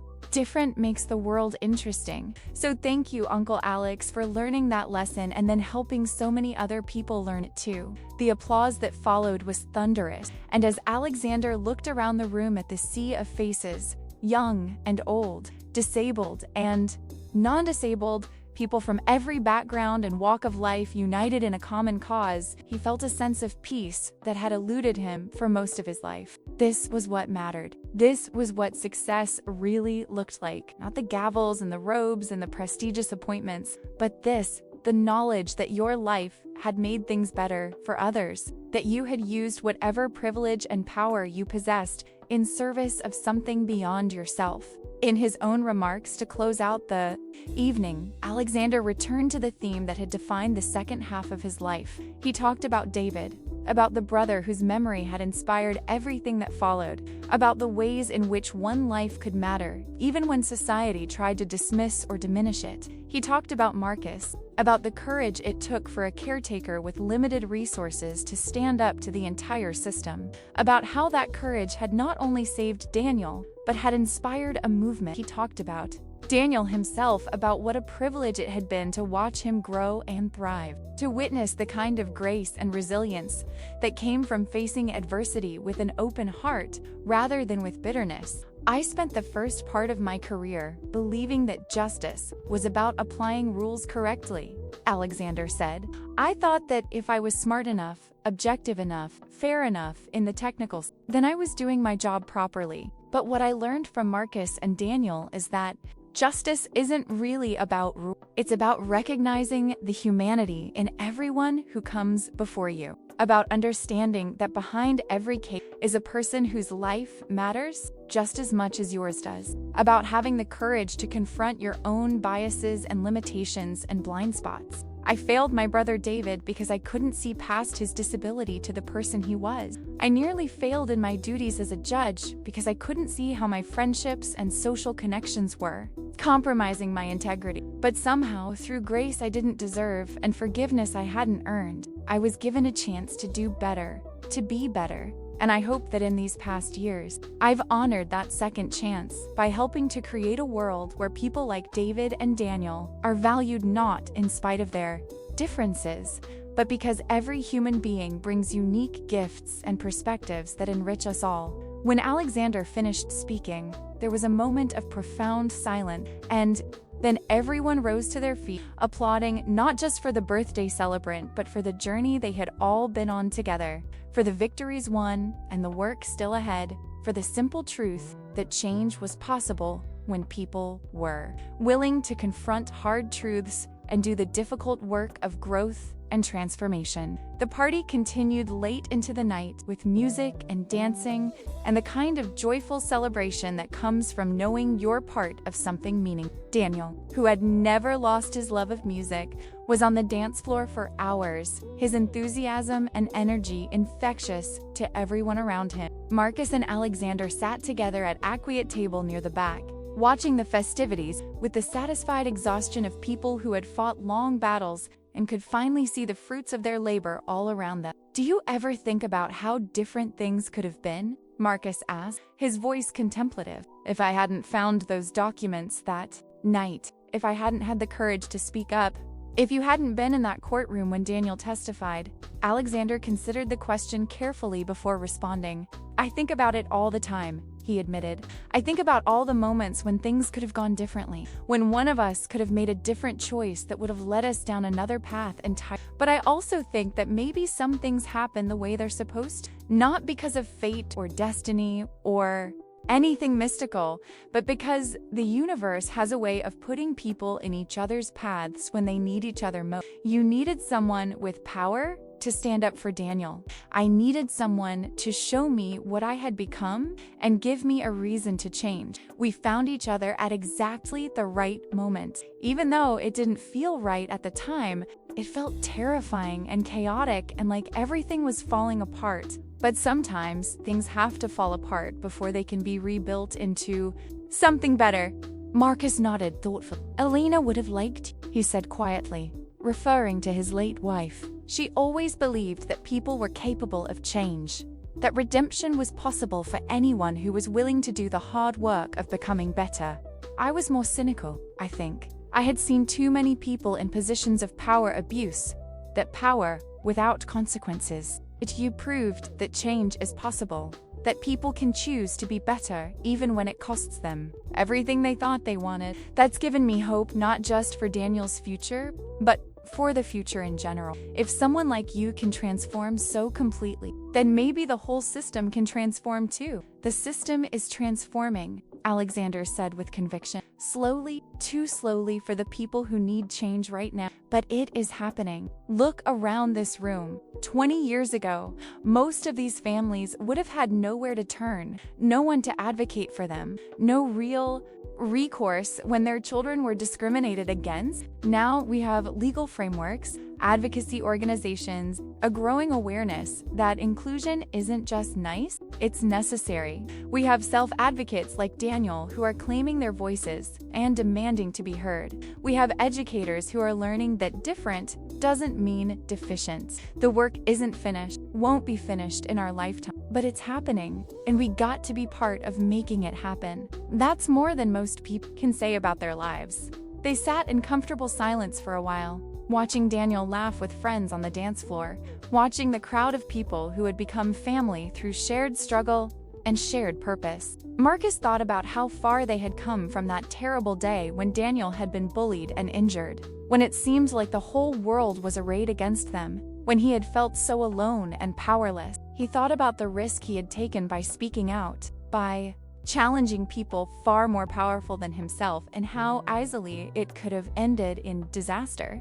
But he had done it anyway, because Daniel deserved a father who would fight for him, because staying silent in the face of injustice would have been a betrayal of everything Elena had taught him about standing up for what was right. Alexander, for his part, thought about the man he had been before all of this, the judge so concerned with maintaining his reputation and his place in society that he had lost sight of why he had wanted to be a judge in the first place. He had entered the legal profession with idealistic notions about justice and fairness, about using the law to protect the vulnerable and hold the powerful accountable. But somewhere along the way, he had become part of the problem, using his position to benefit his friends and his social circle, convincing himself that small compromises were acceptable as long as he was generally doing good work. It had taken Marcus's courage and Daniel's testimony to strip away those rationalizations and force him to see the truth about himself. The seeing had been painful, the consequences severe, but the transformation that followed had given his life a meaning and purpose that all his years of professional success had never provided. "I got an email last week from a mother in California," Marcus said, breaking the silence. Her daughter has autism and was being excluded from her school's music program because the teacher claimed she was too disruptive. The mother found our website, read about Daniel's case, and reached out for help. We connected her with a local attorney in our network, and they're fighting to get the daughter back into the program with appropriate accommodation. That mother told me that reading about our story gave her hope that she could fight back, that she wasn't alone, that there were people who understood what she was going through. That's what gets me up in the morning now, knowing that what we went through, as painful as it was, has created a roadmap for other families. I get letters like that too," Alexander said. "Not just from families, but from other judges and attorneys who tell me that our case made them reconsider how they approach their work, made them more aware of their own potential biases and blind spots. Some of them resented me at first, felt like I had betrayed the profession by admitting wrongdoing so publicly, but others understood that the real betrayal would have been staying silent, letting corruption continue because acknowledging it was uncomfortable. The legal system only works if people within it are willing to hold themselves and each other accountable. That's a lesson I learned too late in my career, but at least I learned it, and at least I've been able to use my experience to help others learn it sooner." As the evening wound down and guests began to depart, each person made a point of stopping by to say goodbye to Marcus and Alexander, to thank them for their work, to share their own stories of struggle and triumph. An elderly woman whose grandson had Down syndrome told them that he had just gotten his first job at a grocery store, something that would have been almost impossible a generation ago, but was becoming increasingly common as attitudes shifted and opportunities opened up. A young man who used a wheelchair told them about starting law school, inspired by the foundation's work to become a disability rights attorney himself.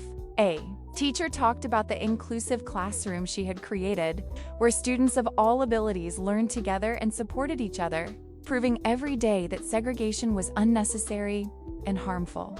Each story was a reminder of why the work mattered, why the sacrifices and struggles had been worth it, why they had to keep pushing even when progress felt frustratingly slow. Because behind every legal victory, every policy change, every mind change, there were real people whose lives were improved, who had opportunities they wouldn't have had otherwise, who were able to live with dignity and pursue their dreams rather than being warehoused and forgotten. Daniel was one of the last to leave, tired from dancing but glowing with happiness. He hugged his father and then turned to Alexander, wrapping him in one of his characteristic bear hugs that always managed to convey pure affection without any complexity or reservation. "Thank you for being part of our family, Uncle Alex," Daniel said simply. "You make everything better."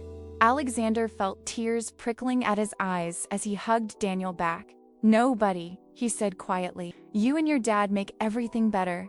You taught me what really matters in life. I'm the one who should be thanking you." After everyone had gone and the courthouse had returned to its usual nighttime quiet, Marcus and Alexander walked together through the marble hallway, their footsteps echoing in the empty space. They paused outside the courtroom, where the dramatic confrontation had taken place all those years ago, where Marcus had testified about the injustice his son had faced, where Alexander had made his public confession that changed both their lives forever.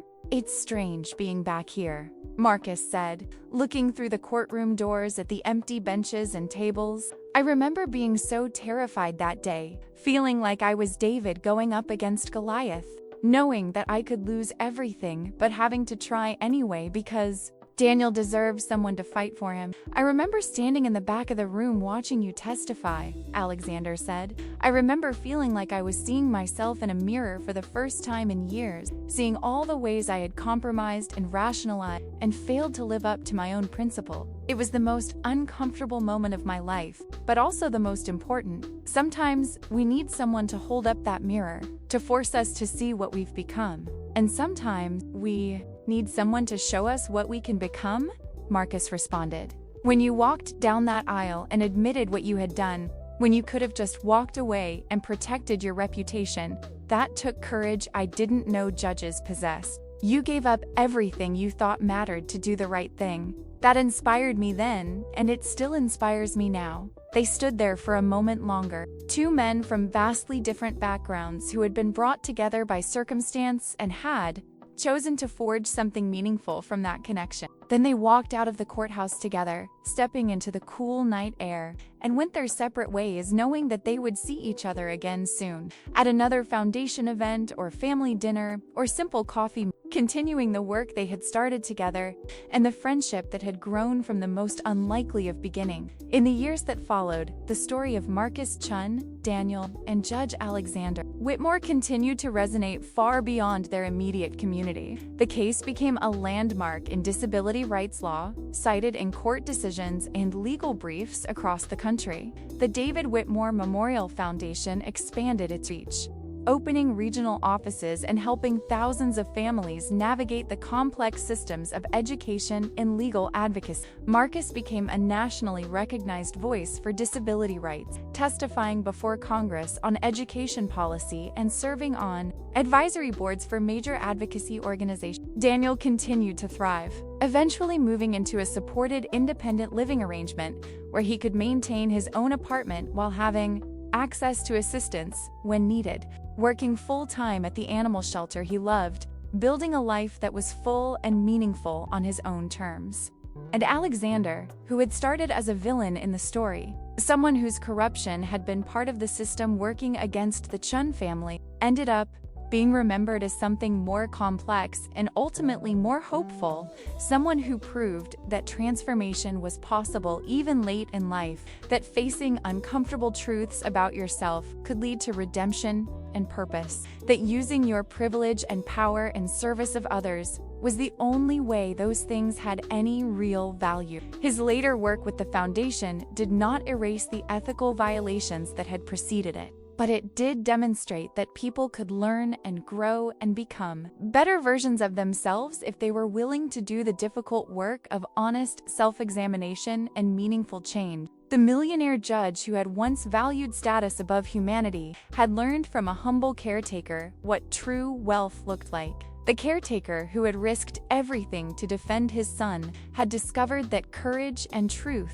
could inspire transformation in the most unexpected places. And the son, with special need, whose dignity and humanity had been at the center of it, all had shown everyone around him that disability was not a tragedy to be pitied or a problem to be solved, but simply a variation in the human experience that deserved respect, accommodation, and celebration. Their story became a testament to several profound that justice delayed was not always justice denied if people were willing to fight for it, that power and privilege could be forces for tremendous good when wielded by people with conscience and compassion, that the hierarchies and systems that seemed so permanent and unassailable could be challenged and changed when ordinary people found extraordinary courage, that families came in all forms, and that the bonds of chosen family could be as strong or stronger than those of blood, that everyone, regardless of ability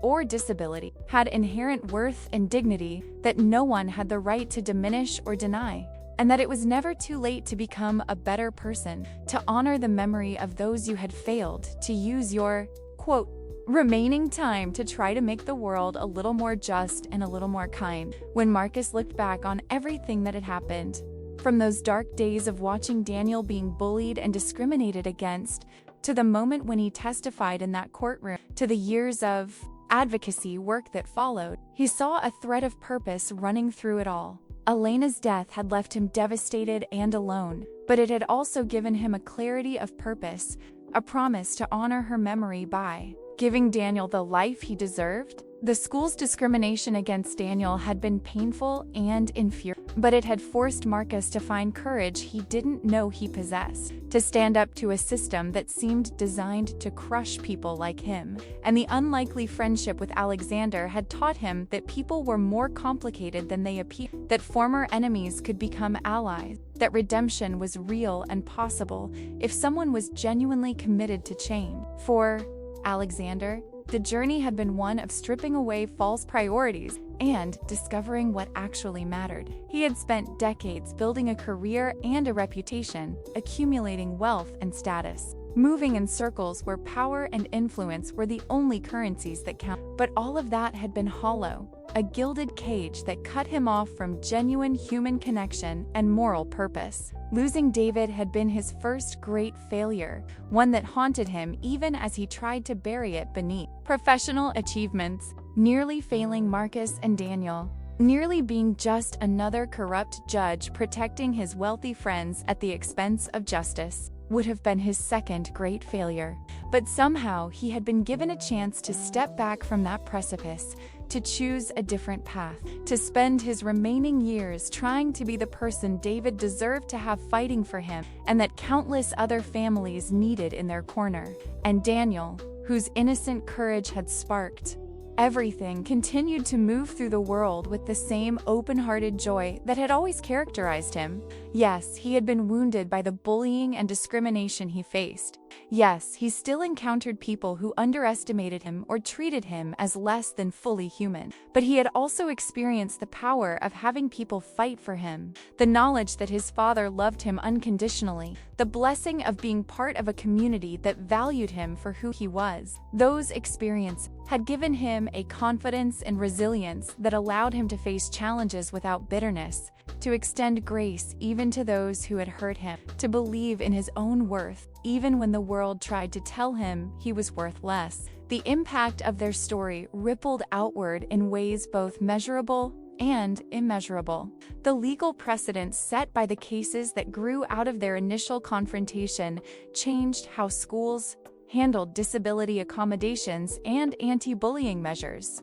The David Whitmore Memorial Foundation's work resulted in thousands of individual families getting the support they needed to secure appropriate education and opportunities for their children. The training programs and advocacy efforts contributed to a broader cultural shift in how disability was understood and discussed, moving slowly but steadily away from pity and patronization toward respect and inclusion. But perhaps the most profound impact was on individuals who heard the story and found in it permission to speak their own truth, to challenge their own systems of oppression, to believe that change was possible, even when everything seemed arrayed against them. The mother in California fighting for her autistic daughter's right to participate in music class, the young man with a wheelchair pursuing a law degree to become an advocate for others, the judge in a different state who read about Alexander's confession and decided to recuse himself from a case where he had a conflict of interest, choosing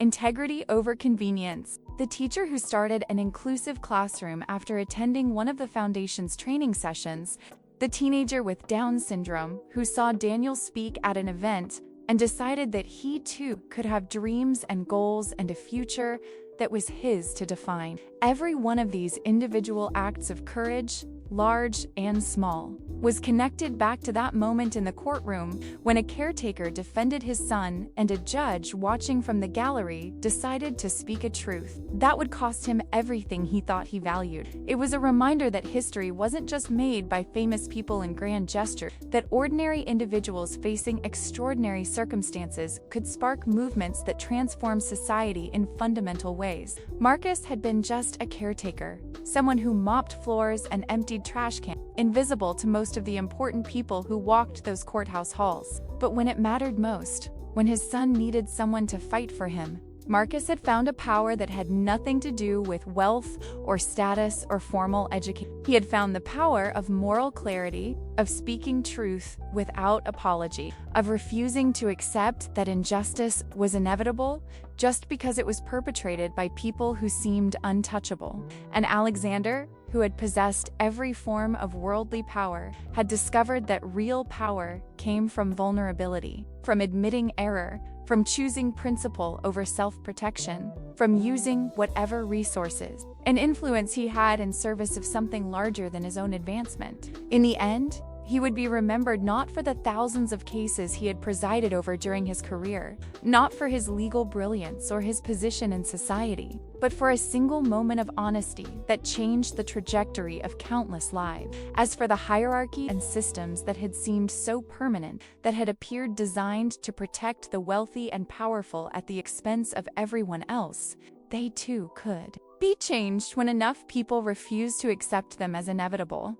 The judicial system's tendency towards self-protection and insularity, the educational system's habit of choosing convenience over inclusion, the social structures that treated disability as something shameful to be hidden rather than as a natural part of human diversity. None of these things had been dismantled completely. The work of creating a truly just and inclusive society was ongoing and would be for generations, but they had been challenged and cracked and forced to begin reforming themselves. And that was something. That was progress. That was hope. Years later, when historians and legal scholars looked back on the early 21st century and tried to understand how attitudes toward disability rights had shifted so dramatically, they would point to several key moments and movements. There would be discussions of legislation like the Americans with Disabilities Act, of Supreme Court decisions that expanded protections, of technological innovations that created new possibilities for independence and participation.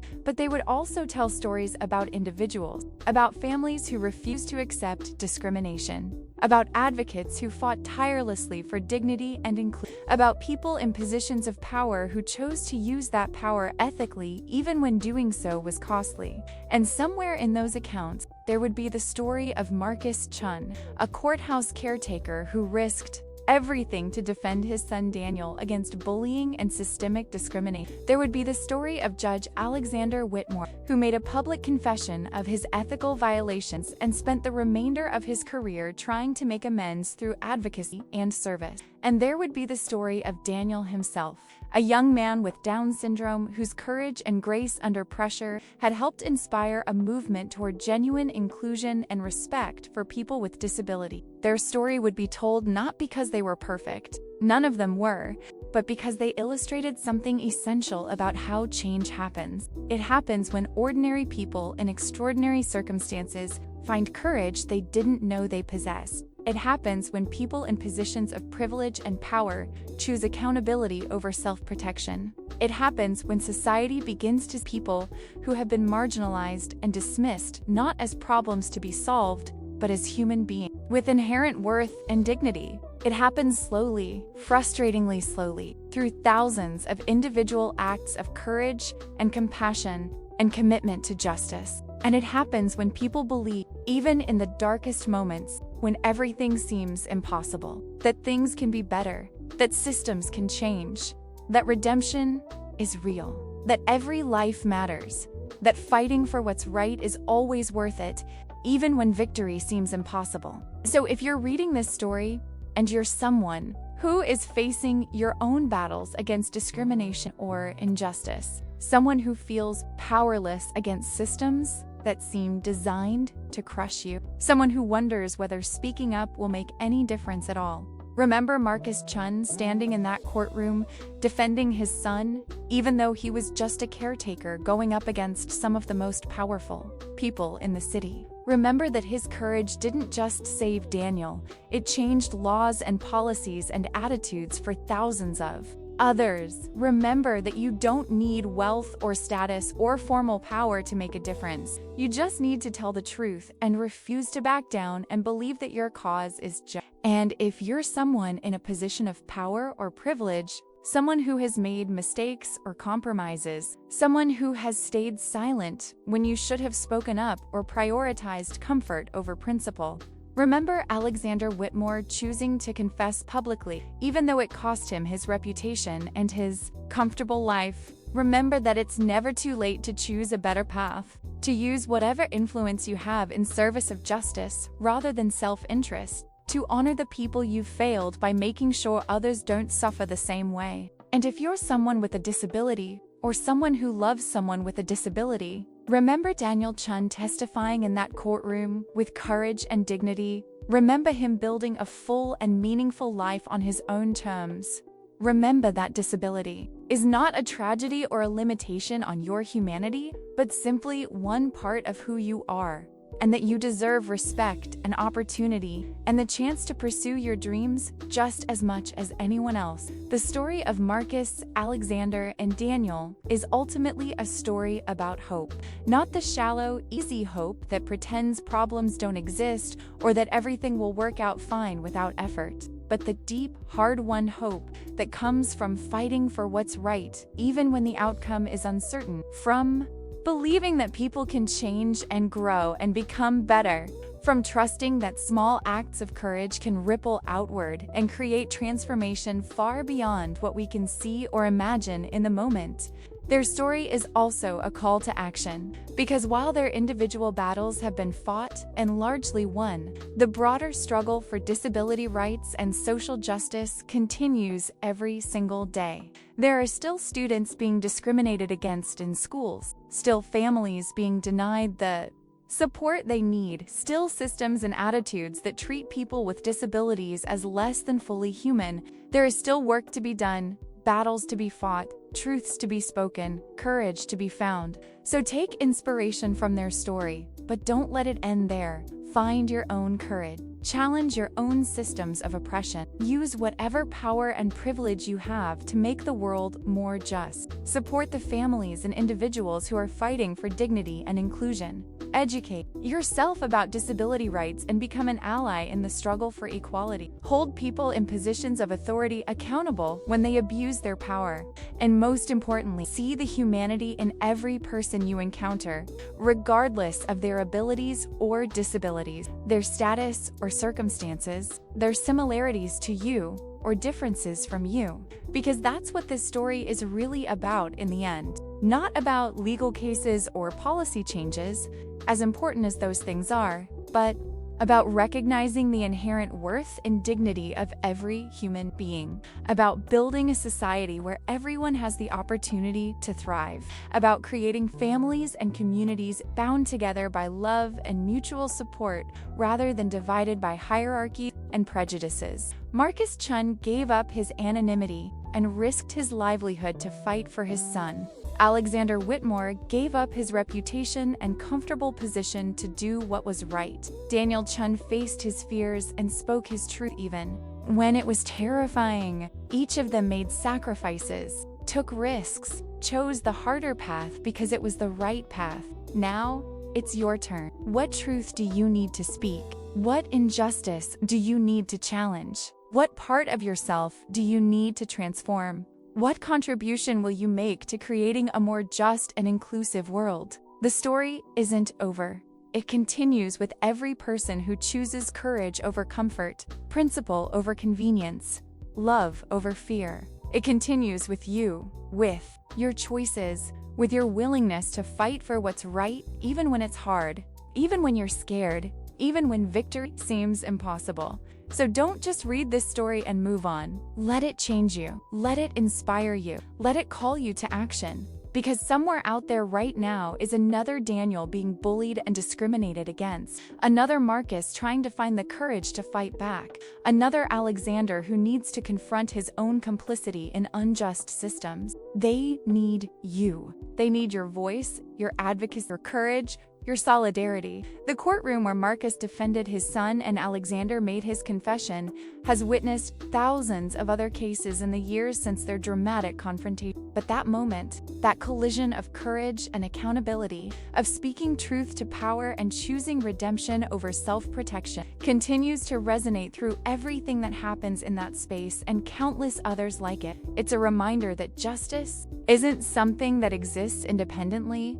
It's something we create together through our choices and our actions, through our willingness to stand up for what's right, even when it costs us. So comment below if this story moved you, if it inspired you, if it reminded you of someone you know who is fighting their own battles for dignity and inclusion. Subscribe to stay connected with more stories of courage and transformation, of ordinary people doing extraordinary things in the face of injustice. Hit that like button if you believe that everyone, regardless of ability, regardless of status, regardless of any characteristic or label, deserves to be treated with respect and given opportunities to thrive. Because every time you engage, every time you share, every time you speak up, you're contributing to the movement that Marcus and Daniel and Alexander helped to build. You're adding your voice to the chorus demanding change. You're showing other people who are facing their own struggles that they're not alone, that there are others who care,